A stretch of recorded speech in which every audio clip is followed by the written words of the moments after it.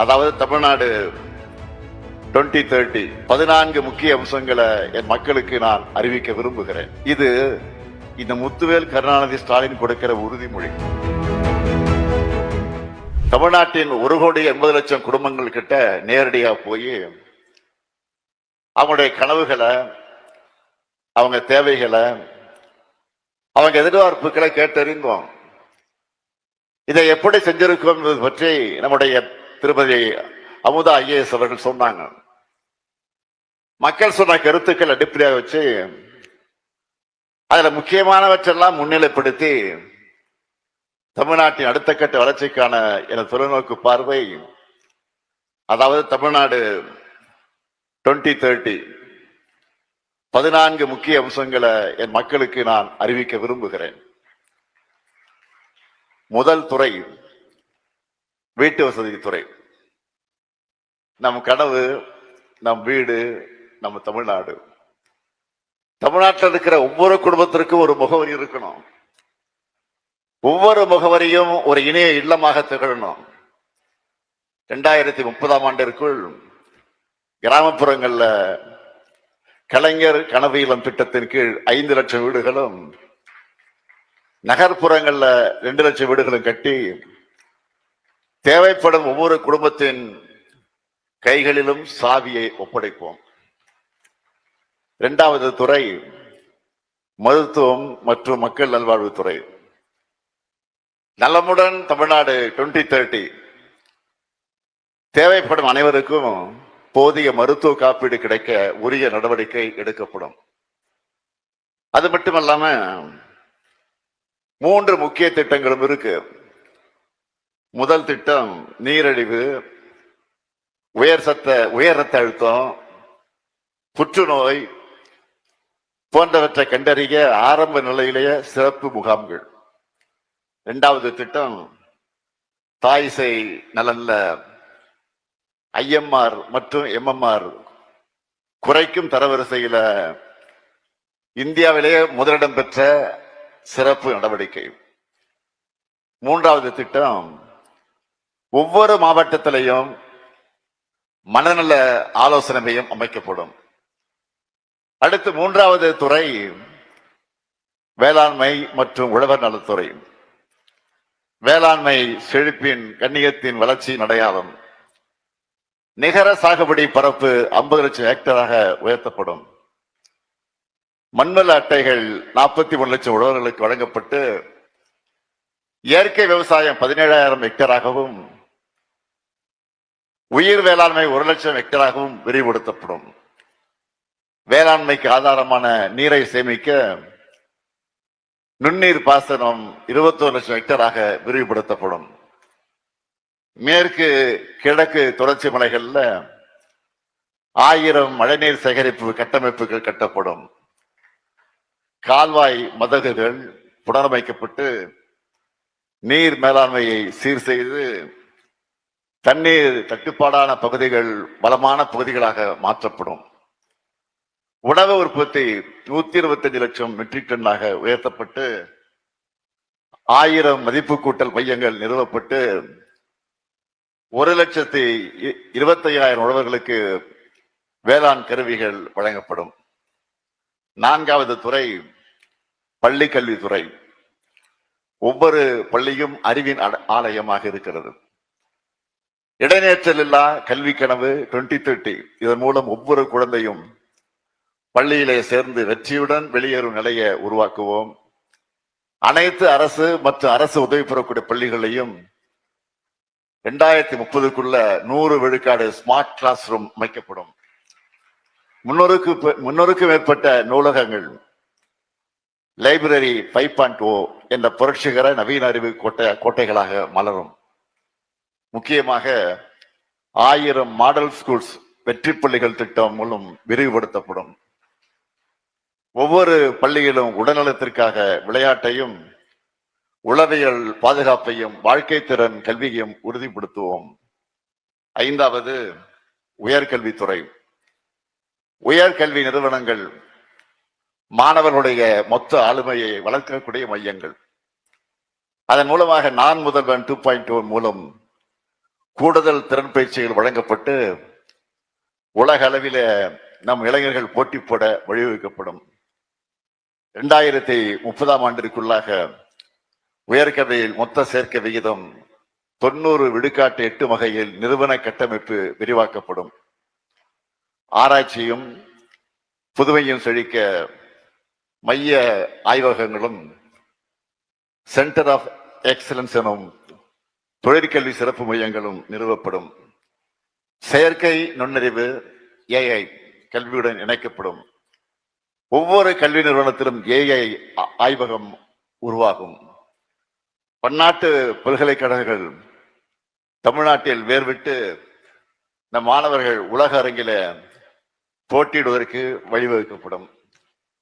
உயர்கல்வி பயிலும் மாணவர்கள் உலகளாவிய வேலை வாய்ப்புகளை பெறக்கூடிய வகையில விளையாட்டு திறன்மிகு மாணவர்களுக்கு பிளெக்சிபிள் பாடத்திட்டம் மூலம் அகாடமிக் ரேட்டேஜ் வழங்கப்படும்.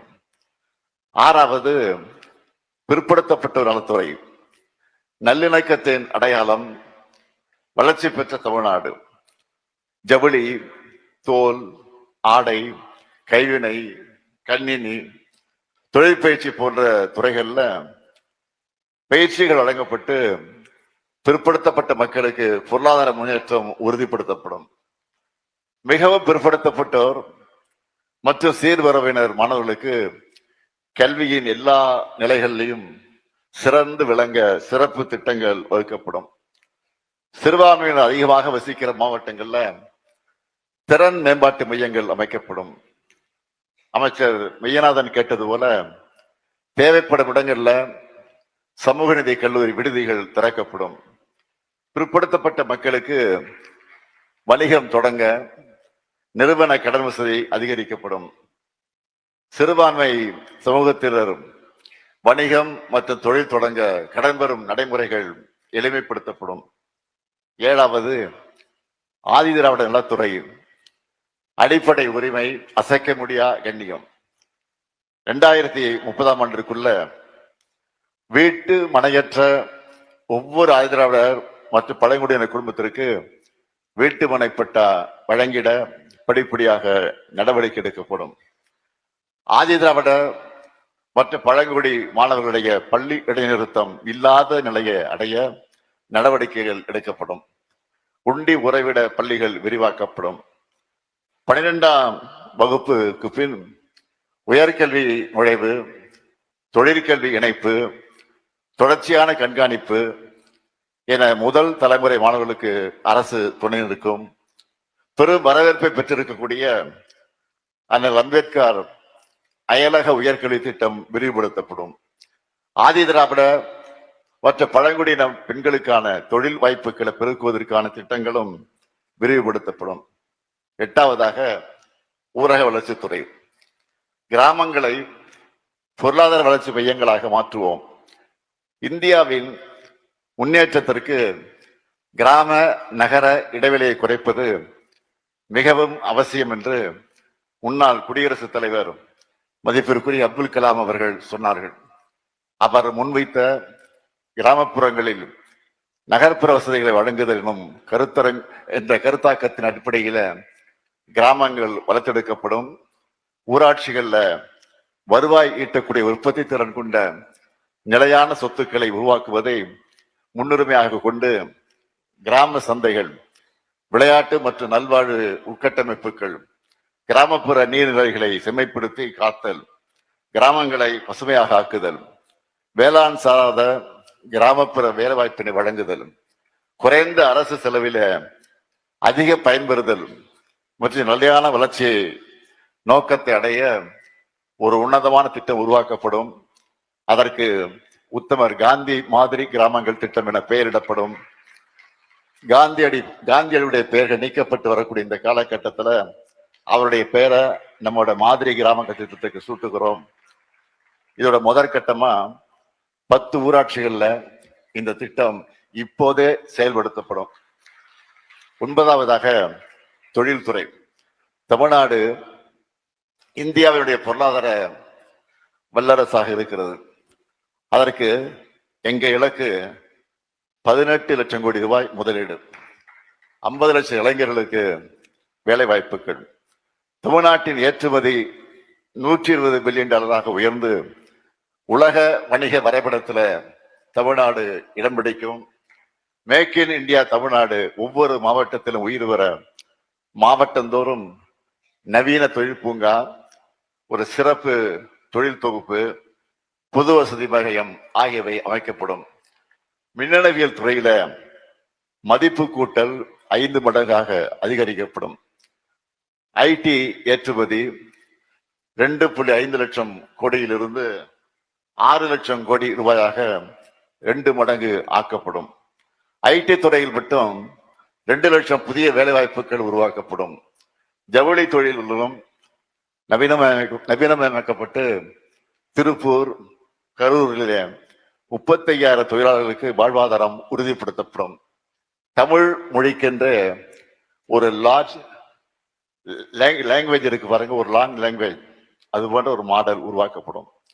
10வது கால்நடை பால்வளம் மற்றும் மீன்வளத்துறை, நம்முடைய உயிர்வளம் காப்போம் அவை அலைகளோடு போராடி வர வாழக்கூடிய 10 லட்சத்திற்கும் மேற்பட்ட மீனவர் குடும்பங்களை வாழ்வாதாரம் மேம்படுத்தப்படும். கடல் கூண்டு மீன் வளர்ப்பை ஊக்குவித்து உற்பத்தியை 200 டன்னிலிருந்து 400 டன்னாக உயர்த்துவோம். மீனவ மகளிருக்காக கடல் பாசி சாகுபடியை 15,000 டன்னிலிருந்து 30,000 டன்னாக வளர்ப்போம். உள்நாட்டு மீன் உற்பத்தியை 2.67 லட்சம் டன்னாக உயர்த்துவோம். மீன் விதை உற்பத்தியை 100 கோடியிலிருந்து 200 கோடியாக இரட்டடிப்பாக்கி புதிய அரசு மீன் பண்ணைகளை நிறுவுவோம். கால்நடை எண்ணிக்கையை 2030ஆம் ஆண்டுக்குள்ளாக 3 கோடியாக உயர்த்தி விவசாயிகளுடைய வாழ்வாதாரத்தை உறுதிப்படுத்துவோம். தீவன பஞ்சம் இனி தமிழ்நாட்டில் இல்லை என 1 லட்சம் ஏக்கரில் தீவன பயிர் சாகுபடி செய்யப்படும். தற்போது தினமும் 3 கோடி லிட்டர் பால் உற்பத்தி செய்ய தமிழ்நாட்டை 2030க்குள்ள 4.5 கோடி லிட்டராக உயர்த்தும் இலக்கோடு முன்னேறுவோம். 11வது நகராட்சி நிர்வாகத்துறை உட்கட்டமைப்பில உலகளவில் உயரக்கூடிய நம் நகரங்கள், அதன் அடிப்படையில கம்ப்ளீட் ஸ்ட்ரீட்ஸ், அதாவது நடைபாதை, பச்சை மரங்கள், எழிலான சாலைகள் நகரங்கள்ல உருவாக்கப்படும். 2030ஆம் ஆண்டில் தமிழ்நாட்டின் நகர்ப்பகுதிகளில் 20 விழுக்காடு பசுமை பகுதிகள், பூங்காக்கள் இருக்க நடவடிக்கை எடுக்கப்படும். கழிவு நீர் முழுமையாக சேகரிக்கப்பட்டு சுத்திகரிக்கப்பட்டு 30 விழுக்காடு மறு சுழற்சி செய்யப்படும். திடக்கழிவு மேலாண்மையில புதிய மாற்றங்கள் செய்யப்படும். 2030ஆம் ஆண்டில் நகராட்சி மற்றும் மாநகராட்சிகளில் முழுமையான மழைநீர் வடிகால் அமைப்புக்கு ஏற்படுத்தப்பட்டு நகர்ப்புற நிலங்களில் குறைந்தது 3 விழுக்காடு ஸ்பாஞ்ச் சிட்டி உட்கட்டமைப்பாக மாற்றப்படும். சென்னை மற்ற அனைத்து மாநகராட்சிகளிலும் நவீன கலாச்சார மையங்கள் அமைக்கப்படும். 12வதாக MSME துறை 40,50,000 பதிவு பெற்ற MSME நிறுவனங்களுடன் நம் நாட்டில் 3வது இடம் வகிக்கக்கூடிய தமிழ்நாடு வரும் 2030ஆம் ஆண்டில் முதலிடத்தை பிடிக்க நடவடிக்கைகள் எடுக்கப்படும். 2030ஆம் ஆண்டில் இந்த துறை சார்பாக 5 சிறப்பு தொழில் குழுமங்கள் அமைக்கப்படும். குறிப்பா உணவு பதப்படுத்துதல், தேங்காய் நார் உற்பத்தி பொருட்கள் போன்ற வேளாண்மை சார்ந்த தொழில்களுக்கு முன்னுரிமை அளிக்கப்படும். வெளிநாட்டு வர்த்தக கண்காட்சிகளில் நம் MSME நிறுவனங்கள் பங்கேற்பதற்கு வழிவகைகள் செய்யப்படும். ஆண்டுதோறும் MSME நிறுவனங்களின் ஒரு மாபெரும் பன்னாட்டு தொழில் கண்காட்சி நடத்தப்படும். 13வதாக நெடுஞ்சாலைத்துறை நவீன சாலை தொழில்நுட்பம், AI கண்காணிப்பு, இன்டெலிஜென்ட் டிரான்ஸ்போர்ட் அந்த சிஸ்டம் ஆகியவற்றால் நம் பாலங்கள், சாலைகளின் ஆயுட்காலம் நீட்டிக்கப்படும், விபத்துக்கள் குறைக்கப்படும். கோவில் நகரங்களுக்கும் கடலோர சுற்றுலா தலங்களுக்கும் செல்லக்கூடிய சாலைகள் மேம்படுத்தப்பட்டு உலக சுற்றுலா பயணிகளை வரவேற்கும் தரத்தில் அமைக்கப்படும். 14வது கைத்தறி, மற்றும் ஜவுளித்துறை நெசவாளர்களின் வாழ்வாதாரத்தை மேம்படுத்த அவர்களுக்கு புதிய தொழில்நுட்பங்களை அறிமுகப்படுத்தி உற்பத்தியை பன்மடங்காக்கி அவற்றை ஏற்றுமதி செய்வதற்கான அனைத்து வாய்ப்புகளும் ஏற்படுத்தி தரப்படும். ஜிஐ பதிவு பெற்ற தமிழ்நாட்டின் கைத்தறி வகைகள் தேசிய மற்றும் சர்வதேச கண்காட்சிகளில் பெருமையுடன் காட்சிப்படுத்தப்படும். இவை மட்டுமல்ல, இன்னும் பல துறைகள்ல எனக்கு பல கனவுகள் இருக்கு. தமிழ்நாட்டுக்கான எனது மாபெரும் தமிழ் கனவு என்ன தெரியுமா? நம்ம நாடே சமத்துவபூர்வமாக ஆகணும். எங்கும் சமூக நீதி ஒழிக்கணும், ஓங்கணும். எல்லா மாநிலங்களும் சுயாட்சி பெறணும். எல்லாருக்கும் எல்லாம் கிடைக்கணும். இப்ப நான் சொன்னதெல்லாம் தனிப்பட்ட ஸ்டாலினின் ஸ்டேட்மெண்ட் மட்டும் கிடையாது. இது உங்க கனவு, தமிழ்நாட்டு மக்களின் கனவு. தந்தை பெரியாரும் பேரறிஞர் அண்ணாவும் முத்தமிழ் அறிஞர் கலைஞரும் கண்ட கனவு. இது அனைத்தும் செயல்வடிவம் பெற மாவட்ட வாரியா தனித்தனி செயல் திட்டங்கள் வகுக்கப்படும். இது இந்த முத்துவேல் கருணாநிதி ஸ்டாலின் கொடுக்கிற உறுதிமொழி.